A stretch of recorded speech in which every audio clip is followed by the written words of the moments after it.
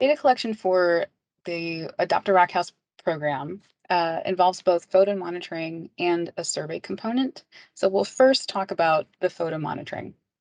This is the first part of the data collection you'll want to do when you arrive at your rock house, since the photos you take will affect how you answer questions in the survey. The photo monitoring component provides an estimate of either the stability or change over time to white-haired goldenrod populations. In the past, botanists surveying these plants counted individual goldenrod stems, and as you can imagine, this was extremely time-consuming and effort-intensive, since patches of plants in these rock houses can be very large, very dense, and sometimes the white-haired goldenrod plants in rock houses are on inaccessible ledges or rock walls. Eventually, we transitioned to a simpler photo monitoring method. White-haired goldenrod plants in the rock house were photographed in a way that would best show their extent within the space. Then at subsequent monitoring visits, these photos are recreated as precisely as possible, and that allows us to visually evaluate changes in the population. So here's an example of what that looks like. In this first photograph from 2003, the patch is pretty well filled in. So starting from the left, you can see where the plants get a bit sparse in the middle.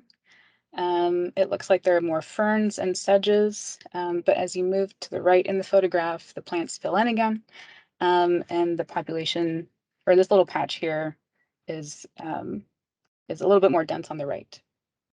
So going forward 5 years to 2008, it looks like the patch size is still about the same, and the patch density is maybe almost the same, or maybe slightly more sparse. It's hard to tell at this photo resolution, but it looks to me like the invasive Japanese stilt grass has moved in near the middle of the patch. And then again, 8 years later in 2016.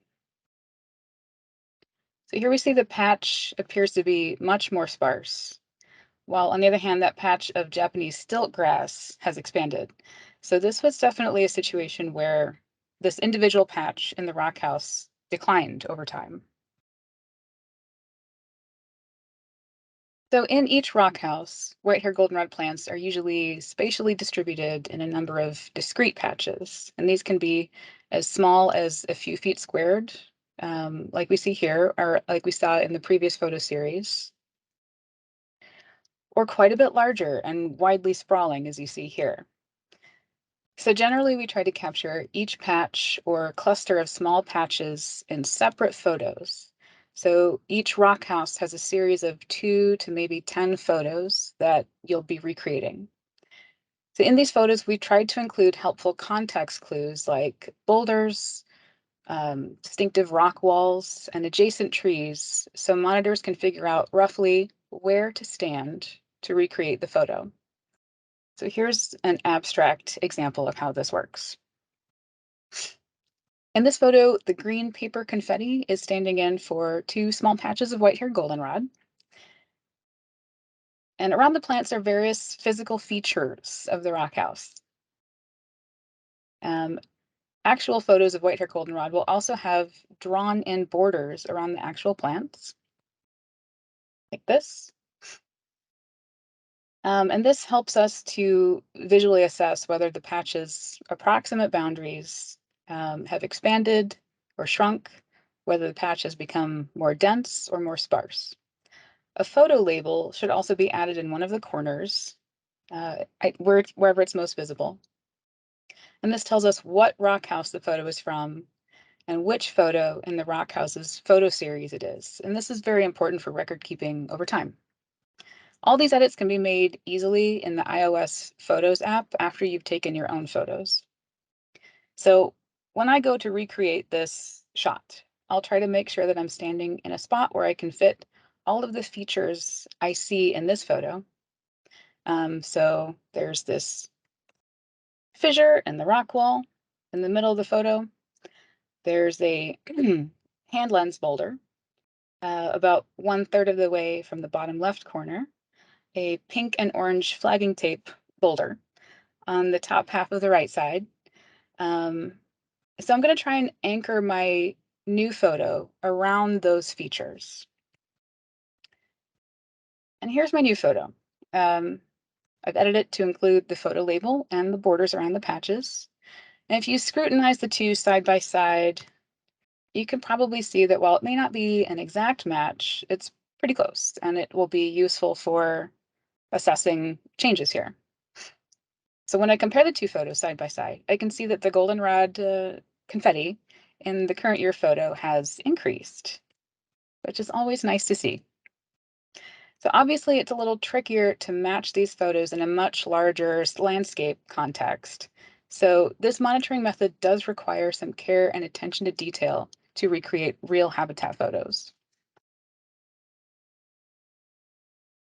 One additional important thing to note, and this is to consider for photos that are taken at a bit of a distance, like this photo from the Daniel Boone Hut Trail. After you've taken a good matching photo and labeled it, but before you draw in the boundary around the white-haired goldenrod plants, do be sure to ground truth where the plants actually are in your photo. There are a few common associate species that, from a distance, cannot be easily distinguished from white-haired goldenrod, especially if the goldenrod is not abundantly blooming at that time.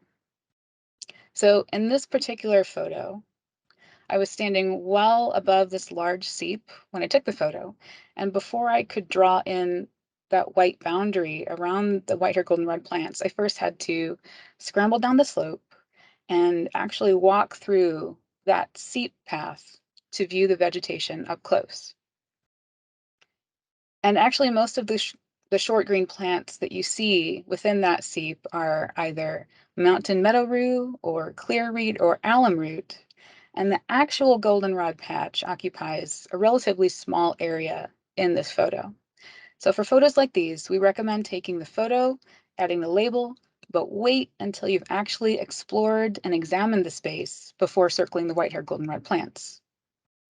So to summarize the photo monitoring methods, precision in recreating the photo is very important for assessing changes in a population. So use the surrounding features in the habitat to figure out the best angle and point of reference when you're taking the photos. Always make sure to edit the photo after taking it by adding a photo label in the corner where it makes most sense, as well as circling the boundaries around the plants. Um, and this helps with our long-term record keeping. And finally, when using your photos to answer the growth trend assessment question in Survey 123, which we'll discuss next, consider all of the photos that you've taken for the Rockhouse and report the overall trend. It is possible that the trend for individual patches in a single Rockhouse may vary. So some patches may have expanded, other patches may have declined. So just do your best to average out what seems to be happening in the entirety of the Rockhouse.